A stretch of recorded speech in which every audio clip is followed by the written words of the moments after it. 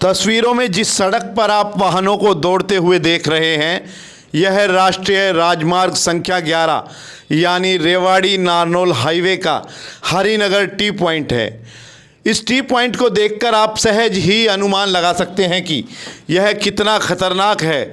जिस फ्लाईओवर पर यह टी पॉइंट बनाया गया है उसे खोले हुए महज कुछ महीने ही हुए हैं और यहाँ 3 दर्जन से अधिक सड़क हादसे हो चुके हैं। लोगों की ज़िंदगी छिन चुकी है और कई अपाहिज होकर बेड पर पहुंच चुके हैं। हादसों का बड़ा कारण यह है कि इस टी पॉइंट पर जैसे ही वाहन पहुंचता है तो एक तरफ के वाहन चालक को दूसरी ओर से आने वाले वाहन दिखाई ही नहीं पड़ते। आप सोच रहे होंगे कि राष्ट्रीय राजमार्ग जैसी महत्वपूर्ण सड़क पर इस तरह के टी पॉइंट के लिए तो बाकायदा इंजीनियरों की टीम ने ड्राइंग भी बनाई होगी, अधिकारी मौके पर भी गए होंगे, फिर गलती कैसे हो सकती है। आपकी बात सही है, लेकिन जिस टी पॉइंट को इंजीनियरों की टीम ने बनाया है उसे आम आदमी भी देखकर कह सकता है कि यह तो मौत का टी पॉइंट है। अब इस टी पॉइंट पर जा रही आम आदमी की जान को बचाने के लिए एक जनसंघर्ष समिति बनी है, जिसमें शामिल लोगों को अपने आप से ज़्यादा चिंता आपकी जान की है। आम आदमी की जान बचाने के लिए यह लोग धरना दे रहे हैं, प्रदर्शन कर रहे हैं, लेकिन जिस सरकार और प्रशासन की यह जिम्मेदारी बनती है वह मौन है।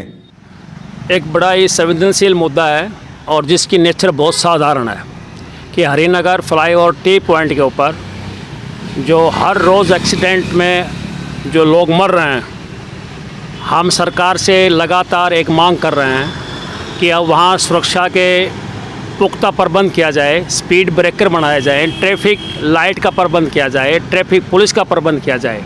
परंतु सरकार और प्रशासन के कानों पर जू नहीं रेंग रही है, क्योंकि जो टी पॉइंट है वो टी पॉइंट से जो बाईपास से जो व्हीकल आते हैं वो ढलान से चढ़ाई की तरफ आते हैं और रेवाड़ी से नारनौल जाने वाले, नारनौल से रेवाड़ी की तरफ आने वाले वो ढलान से चढ़ाई की तरफ आते हैं। जब वो टी पॉइंट पर पहुंचते हैं तब पता लगता है व्हीकल आए हैं और वो टकरा जाते हैं। हर रोज़ ऐसी मौतें हो रही है। रामपुरा थाना इसका गवाह है, जहाँ पर गंभीर चोट और मौतों की FIR दर्ज है और अभी ज़्यादा दिन चले हुए नहीं हुए। 35 ऐसे मुकदमे हैं जहाँ चोट हुई जिसमें राजीनामा हो गया है।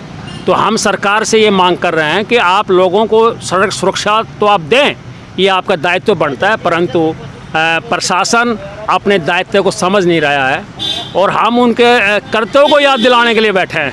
ये हमारी कोई मांग नहीं है, ये तो उनका कर्तव्य है। उसको याद दिलाने के लिए 14 जून से हम आंदोलन कर रहे हैं। 23 को हमने वहाँ धरना दिया, आज हम यहाँ बैठे हैं, कल हम फिर वो कार्यक्रम करेंगे। परंतु हम जागरूक जो नागरिक हैं उन्होंने जन संघर्ष कमेटी का गठन कर लिया है और जब तक वहाँ पर सुरक्षा के प्रबंध नहीं होगा ये आंदोलन जारी रहेगा। बड़ी साजिश सामने आ रही है। इसके रोड सेफ्टी ऑफिसर हैं डिस्ट्रिक्ट के रमेश कौशिक के नाम से। उनका एक अखबार में एक बयान आया, उन्होंने ये कहा कि अभी हमारा ये NH 11 शुरू नहीं हुआ है फ्लाईओवर। तो अगर आपका NH 11 फ्लाईओवर शुरू नहीं हुआ है तो वहाँ वाहनों को आने जाने का रास्ता वहाँ खोल क्यों दिया आप लोगों ने? इसका जवाब वो नहीं दे पा रहे हैं। ट्रैफिक पुलिस के जो SHO है अनूप सिंह यादव, उन्होंने कहा कि वो इनसिक्योर है फ्लाईओवर टी पॉइंट। इसकी बात हम प्रशासन के नज़रों में ला चुके हैं। अब ये अधिकारी ये कह रहे हैं और उसके बावजूद भी वो फ्लाईओवर चल रहा है। अगर ये रोड सेफ्टी ऑफिसर अगर ये बात कह रहा है तो फिर अनुमति किसने दी है? जनता ने तो अनुमति नहीं दी।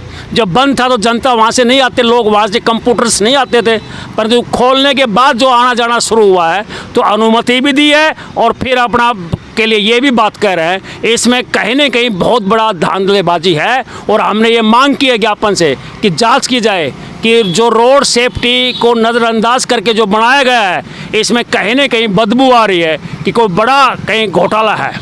और हम ये भी कहना चाहते हैं, हमारे जनप्रतिनिधि साइलेंट क्यों है इस सेंसिटिव मुद्दे के ऊपर? वो बोल क्यों नहीं रहे हैं? जब लोग पानी की बात उठाते हैं तो कहते हैं पानी बचाओ और कम पियो, और जब कहते हैं हमारे घर के बच्चे लोग मर रहे हैं एक्सीडेंट से तो वो चुप बैठे रहते हैं। तो वो लोगों के प्रति जवाबदेह क्यों नहीं हमारे जनप्रतिनिधि? और वो दिन दूर नहीं है कि लोग खड़े होंगे और इन जनप्रतिनिधियों से जवाब मांगेंगे।